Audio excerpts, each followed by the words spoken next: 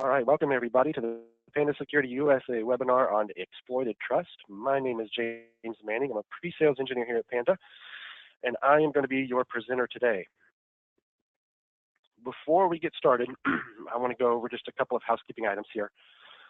During the presentation today, you won't be able to interact with me over audio, but what we're going to do is at the end, we're going to save a little bit of time so we can have sort of a Q&A session. You should have a little question box or a little chat box there on your GoToMeeting client.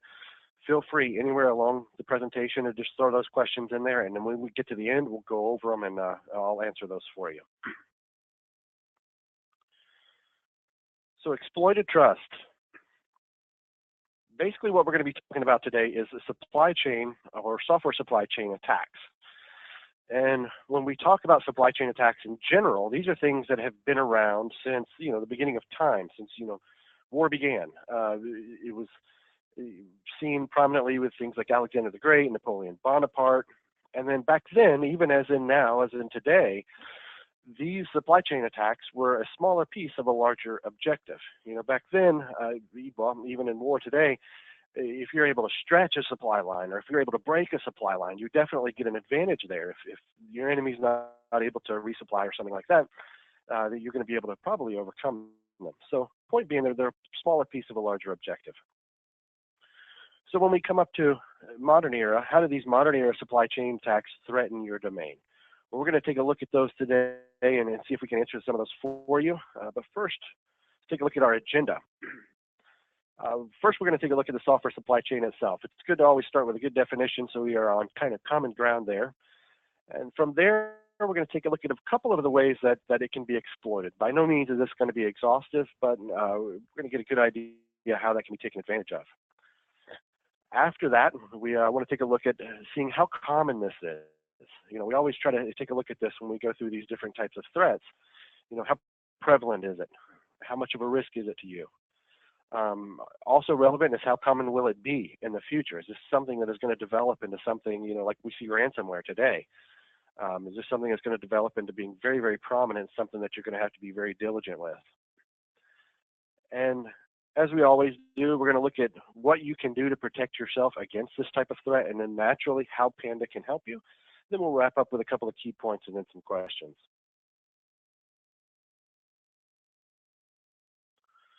So the software supply chain, what is it? Let's go ahead and define that. The software supply chain is really no different from any other raw material supply chain. It basically is the process of getting a raw material from point A to point B as a finished product to some consumer. Very similar here. Software supply chain, we're looking at the processes and the production methods that are involved in getting an application, but also, its updates, its improvements, and things like that to you or to your organization. Some of the aspects of this software supply chain, and again, this is by no means exhaustive, code development. With code development, we're talking about things like design. We have an idea in its infancy or otherwise in its raw material state. We got to go through and we got to architect the program. From there, we go into developing the program. And of course, we also do things like testing to make sure that it operates like we intended it to operate. There's no unforeseen bugs in there. Another aspect of it is code delivery. How do we get it from us as a development house to you as a consumer? A lot of different ways to do this. I mean, you could take care of the infrastructure yourself. You may, drop the distribution on your own servers, manage your own updates and upgrades. You may go through e-delivery. You see companies like CNET out there and Softpedia and those other organizations where you just deliver a package to them. They do all the hosting and the delivery for you. And then there's also things like brick and mortar. It used to be a lot more common than it is today, where you have your software in a pretty little box sitting on the shelf in somewhere like, Best Buy. And then the third aspect of this is the updates and the upgrades. So we've already created our application. We found a way to get it to you as a consumer. But now that it's there, we want to be able to improve upon it or correct any problems that may exist. So these are usually done through upgrade and update mechanisms that are inherent in just about every single application that's out there. They allow us to take care of things like bugs. We can do some diagnostics on our application. We can push improvements down to it as well.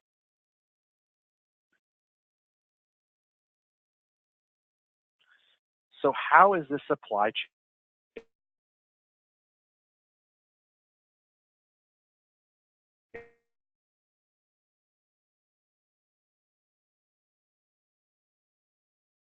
exploited. Here we call them download repository hacks. So if you're hosting your own infrastructure here and you've got your installer sitting on a server there, maybe you have having an attacker come in and replace that installer with something malicious in nature. Beyond that, depending on what they're able to access in the environment, if you're running something like Install Shield, which generally takes all the files that your program needs to operate and combines them into a single application to be pushed out. You know, if somebody was able to compromise that, maybe throw in a couple of additional files there or something along those lines to be installed on your machine. And depending on how in-depth some of these sanity checks are, and by that basically it's things like, you know, we're checking a MD5 hash or some other hash to make sure that the program is what we intend it to be. These can be relatively easy to break depending on how they're implemented. So you're able to compromise and install and also kind of overcome that sanity check. The other side of this is just plain old code hacks, getting in and being able to modify functions inside of a program, you know, repoint URLs that may exist in there or embed some kind of a malicious code. Next is the updates and upgrades, and we'll see this a little bit later. So our product has gone through the development, the testing, the delivery, it's on your machine, and you have that mechanism in there to be able to go out and get improvements and updates and things like that. So some of the things that have been done, including replacing update files with malicious code, downloading additional malicious code along with the updates, or replacing files with things like URL redirects to exploit sites. So that being said, we've looked at a couple of basic ways how the supply chain can be attacked. Why? What's the motivation behind attacking the supply chain? Well, number one, distribution. So when it comes to supply chain attacks, a little bit of work can reach a massive audience. If you have the skill set, it can make your work a lot easier. Think of scope or scale. As an attacker, you have to find and compromise one machine instead of each and every machine that's out there. So if I'm going the traditional way and I'm doing like web exploits or something like that, there's a lot of steps involved in that process. So I've got to go out there and actually get the exploit code. I either write it or find it or something along those lines. I've got to find, you know, a forum or a website that's misproperly configured and be able to go in and compromise it, embed my code into their pages, and then do some checks on the operating system that's connecting to that website to see if it's vulnerable or if it's not vulnerable. And if it is, then finally I get to be able to deliver my payload to it. So there's a lot of work that's involved in that. This, you just go in and you're able to compromise an install or upgrade server.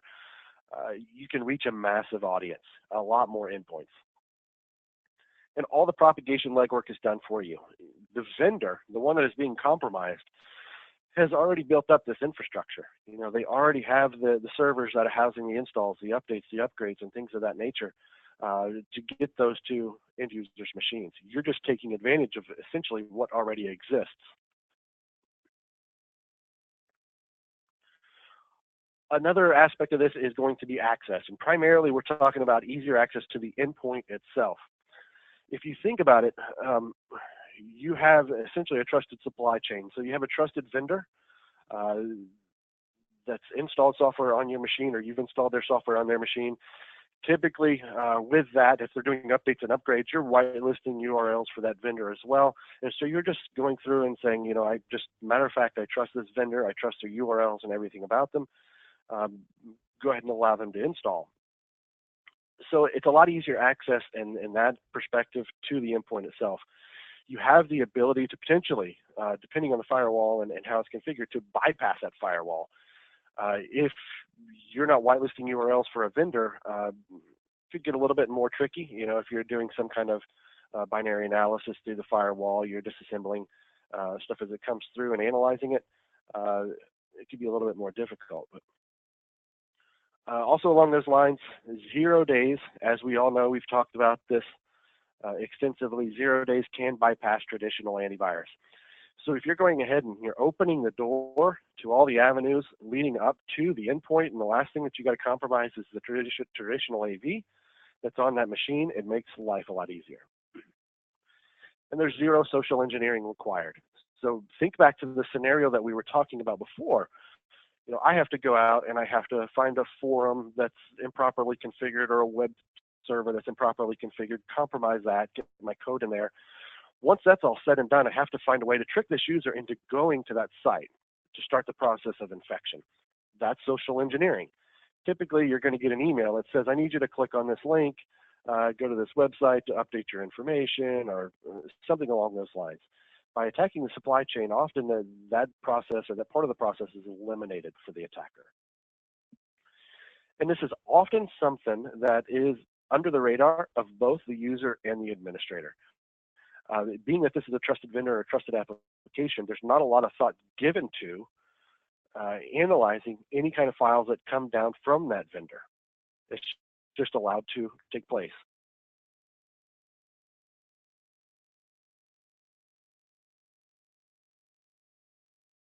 So how common is it? So to date, we've seen incidents that are global in nature. A lot of different countries have experienced supply chain attacks. We've seen it affect multiple platforms like iOS, Windows, and Linux. And we've seen it cover kind of a wide class of applications. It's just not one thing in general. We've seen financial applications be affected, development applications being affected, and also utilities, just common run-of-the-mill system utilities be affected as well. One example, or our first example, is a company called ESTsoft. This is an attack that happened in South Korea back in 2011, so it's been going on for a while. The scope of this was pretty amazing. 35 million users' personal info was exposed because of this. And it was a compromised update server for a compression application called ALZip. Python. This particular incident was reported back in September of 2017, so not too long ago. And it was pretty interesting. What was happening was the names of code packages were structured in a way to where they were very similar to legitimate code packages. So what had happened, it was a little bit of social engineering. What happened was users were trying to incorporate a code package. They weren't being careful enough in going through and reviewing some of the results of their searches for code package names, and they were downloading and incorporating these malicious code packages into their own code.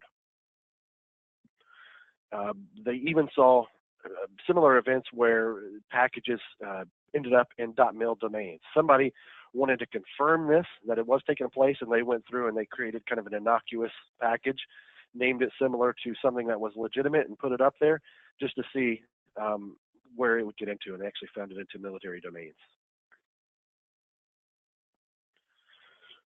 Yeah, you may have heard about this recently.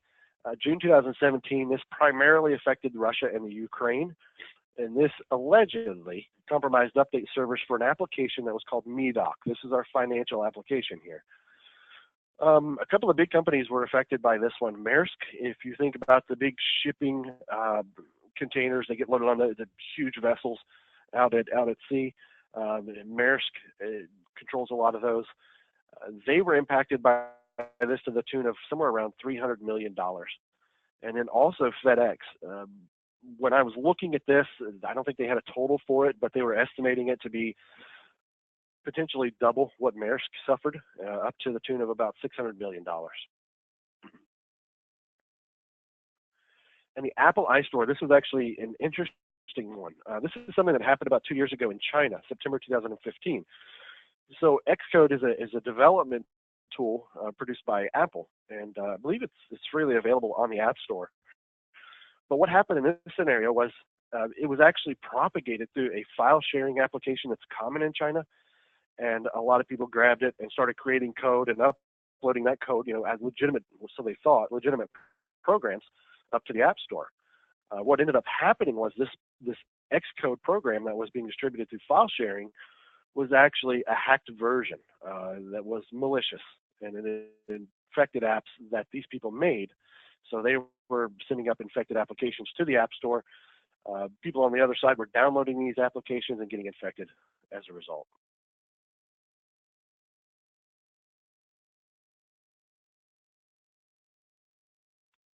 So this is an interesting next question. How common will this become?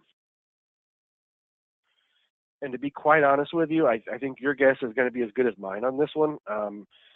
I don't think personally that the numbers are going to be there for sort of epidemic scale. When we see things like, WannaCry going out and just nailing everybody, or ransomware becoming kind of the epidemic that it is, I don't know that the numbers are there for that.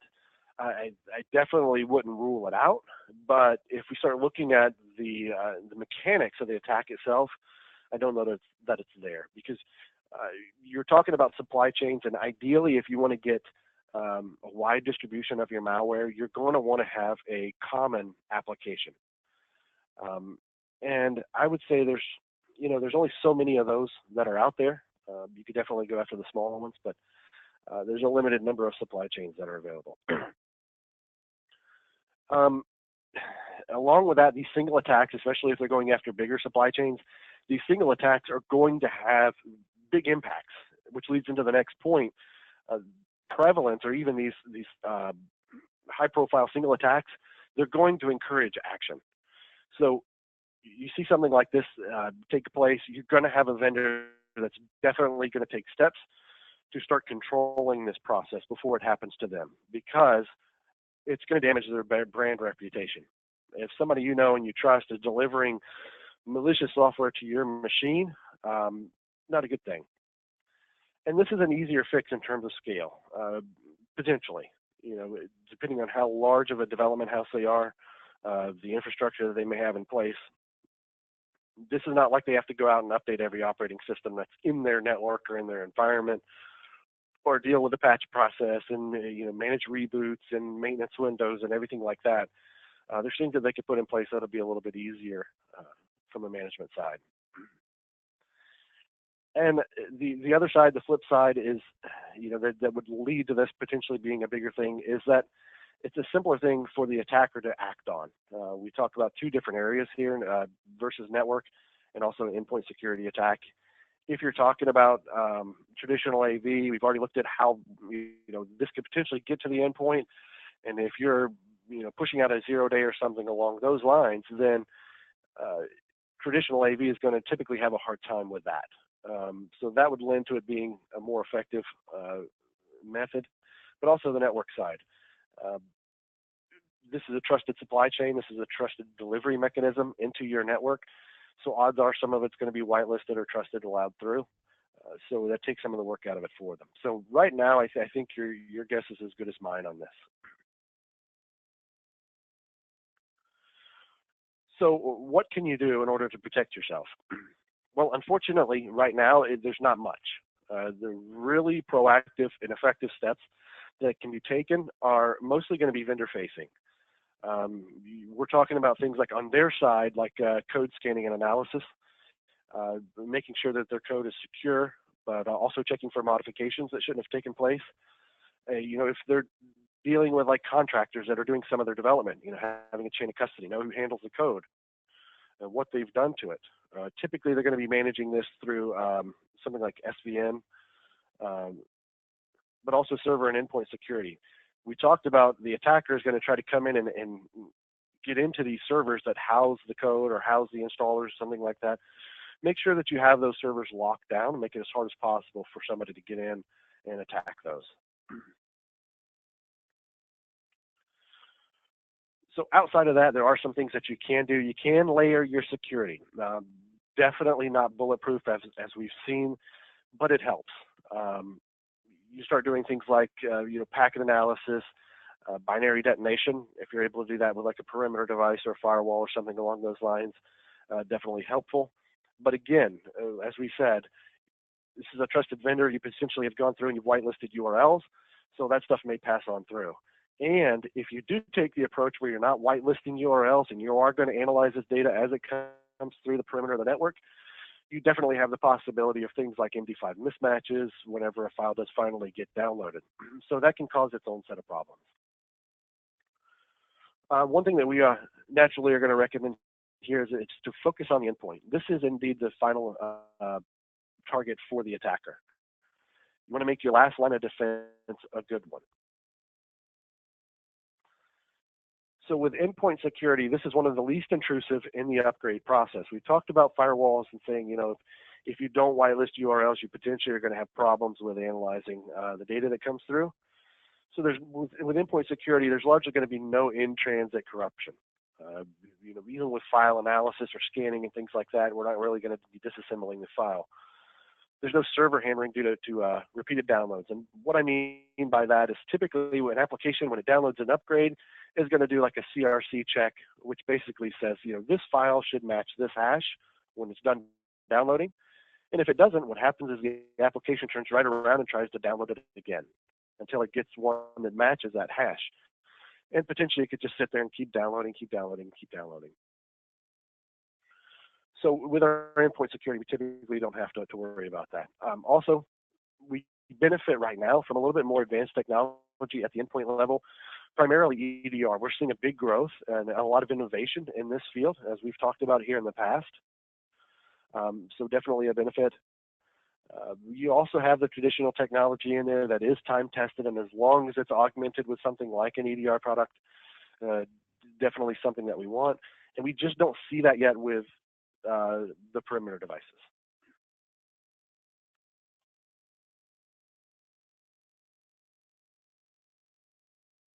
So how can Panda help? We can help you through our product Adaptive Defense 360, offering limitless visibility and absolute control. Adaptive Defense is Panda's solution to these types of attacks. It provides an EDR service that classifies every single application running in the organization, allowing only the good ones or the safe ones to run. This is very important, the classification. With Adaptive Defense 360, it is a marriage of two different types of technologies. We call them endpoint protection, which is your more traditional approach if we think about signature files and layer technologies in there, and then also endpoint detection and response. This is also a managed service. So a lot of times when people hear that, well, you're going to classify applications, they think of application whitelisting. It's like, oh, I don't want to manage that headache and all that overhead and things like that. You don't have to do with Adaptive Defense. This is a managed service, so we do all the heavy lifting on our side for you. And very important here is that it classifies every running application. We talked about, trying to in-transit scan some of these files. Typically, you're going to be trusting a vendor's URLs and their delivery mechanism, so that makes that difficult. We don't care about that necessarily. We're going to be scanning those binaries as they land on the drive, and if we don't know what they are, we prevent them from running until we do. Very simple. This is something that also provides continuous monitoring, so this thing is working when you're not. As we said, process validation is critical for this type of threat. Where the normal methods of protection fail, process validation steps up. As we said, automatic classification, this is working when you're not. Constant monitoring, perfect for off-hours update routines. If you got an application or something along those lines that you've determined it's best to update when everybody's gone home for the day, you're not there either. So if you have something being delivered onto your endpoints that is potentially, or it is malicious, it's going to potentially be able to wreak a lot of havoc or exfiltrate a lot of data before you get in and be able to take a look at that. Adaptive Defense 360 is also supply chain immune. So we don't worry about the code base changes, distro server hacks, update server hacks, or even upgrade server hacks. Those are irrelevant. We don't have to worry about those. They can do whatever they want. We're concerned about that binary whenever it gets on the endpoint itself. So in summary, while it's not something that is widespread now, supply chain attacks have the ability to affect a massive amount of devices from a minimal amount of work. Remember, somebody's able to get in and compromise a very common application, as we saw with ESTsoft. That hack affected 35 million users. So a little bit of work, massive distribution. Most of the controls to combat this are going to be outside of your domain, but there are definitely steps that you can take that we encourage you to take. Having an application that is able to classify changes or additions to processes on the machine is going to be vital at the endpoint level. Remember, all the other protective measures that fail along the way due to the requirements of the operation of the software, we're able to overcome through process validation. So with that being said, what we're going to do is we're going to go ahead and open it up to some questions here. Looks like we have a couple. Oh, okay. Maybe not. If you guys have any questions at this point, we'll go ahead and plug those in there. We'll give a few minutes to allow those to come in, and we'll answer them.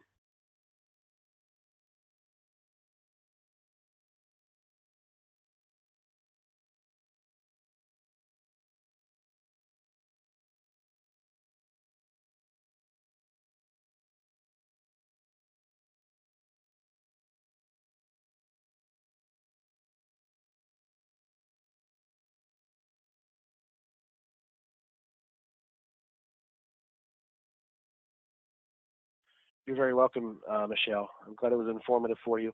Also, everybody, too, I have my email address up here on the screen. So if there's something that comes up a little bit later on that you're thinking about and you want to send that to me, feel free. Just shoot me over an email and I'll be happy to answer any questions that you may have.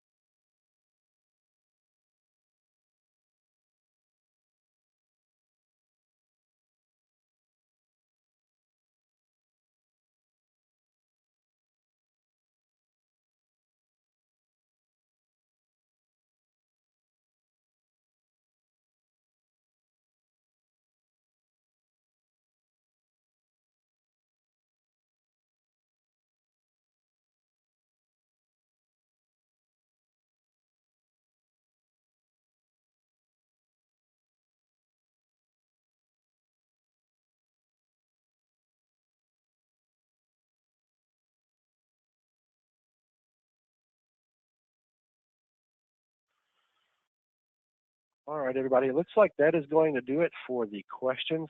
I want to thank all of you for taking the time out today to come and watch our presentation. I'm very thankful that you were able to make it. And again, if you have any questions about this topic or something else, feel free to reach out to us. You can reach out to a sales rep or you can send an email to myself, and we'll be more than happy to help you in any way that we can. Thank you all again, and I hope you have a very good day and a very good week.